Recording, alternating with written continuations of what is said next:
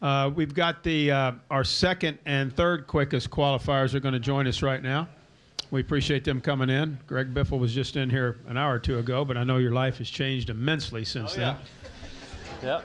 Brad Keselowski has joined us, and Brad's got a little race he's got to take care of here this evening, but we appreciate both of them coming in. Our second quickest is Brad Keselowski, and he drives a number. If I sat on the end, somebody would say I had a rivalry going with Greg. Yeah, so well. I figured I'll move it over one. Brad drives a number 2 Miller Lite Dodge for Penske Racing, and he's trying to get his third win in a row here at Bristol. So starting up front, getting a good pit stall selection has got to be helpful for that, Brad. Yeah, absolutely. Bristol is always about track position, but, it does. I have had cars here in the past where you could pass and get your way up to the front. So I'm not going to complain either way. I'm just happy to have a fast race car, and I think the Miller Lite Dodge is that. It's another fast race car coming to Bristol, and I feel so lucky to have those because, I've experienced the other way around. So I'm glad to have an opportunity at it. Certainly there's a lot of strength in the field for Saturday night.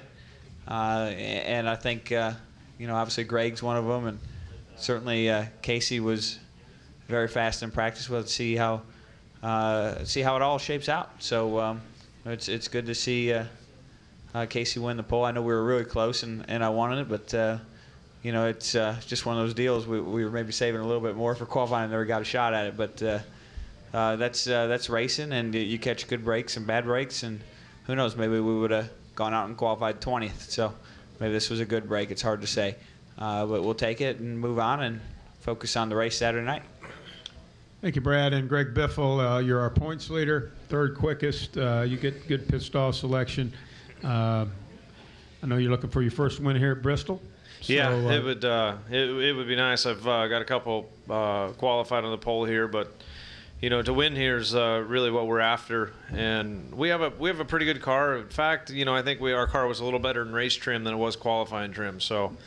I felt like we'd have qualified inside the top 10 somewhere, but certainly I think the rain out could help us because it could put some guys further back in the field than they probably would have qualified. So that could make a little bit of a difference at the beginning of this race. But overall, 500 laps, I think that the fast cars are going to be at the front at the end. So we just hope that we got our car enough practice. We got our car to where we need it. I see Brad's really fast on the lap tracker and some other guys, but I think we got a pretty decent car for tomorrow night.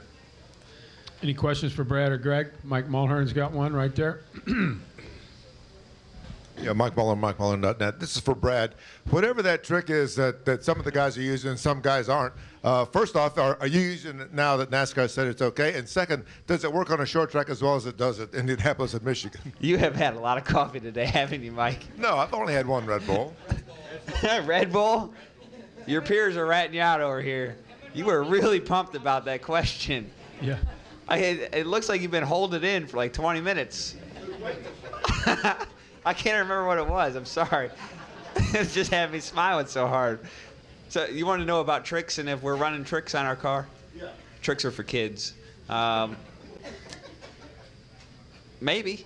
Do you think we are? Does it work in the short track? Well, we'll find out. Or maybe we won't. I don't know. I've saw a couple cars with some of that stuff going on, and you never know till you see it in action. Much like the racing here at Bristol this weekend and the changes in the track. I think Tony said lap 236. I kind of disagree. I think about 250. So about then we'll have a good idea. Who else had a question? I thought I saw a couple more hands. Nobody? Come on. Nobody has Mike's energy. That's true. Just They're out of questions for Jim? today. God bless you, Mike. You I got don't even know where you questions, went. He's over here. So he ran Fist over bump. there? Yeah. He did. Well, listen, I I appreciate think he you knocked guys. over a few chairs on the way, didn't he? I appreciate Did y'all you coming. hurdle over the computers? Go ahead, ask another question, Mike. Okay, pit road at Michigan. Okay, we had a bad Mike accident. Mulhern, Mike Mulhern, not that. Mike Mulhern, yeah. They like that. Pit road at Michigan, there was an opening, and of course Mark Martin hit the wall. What kind of suggestion would you have for fixing something like that so crew guys don't get hurt? And This sounds like a great question. Man, they asked me earlier, would I rather be a TV commentator or a high-up NASCAR official? And I said TV commentator. But, you know, it's something that probably needs to be looked at. You know, guys, we know accidents happen in our sport, and probably it's the quirky accidents that happen that are going to get people hurt, not the normal ones. You know, we've got safer barriers, and our cars are real safe, and you know, so it's those kinds of accidents right there that could create an issue, like Pocono when Elliott Sadler got over there in the grass and you know, the wall dipped out at the corner. That was a scary accident, so that's been fixed.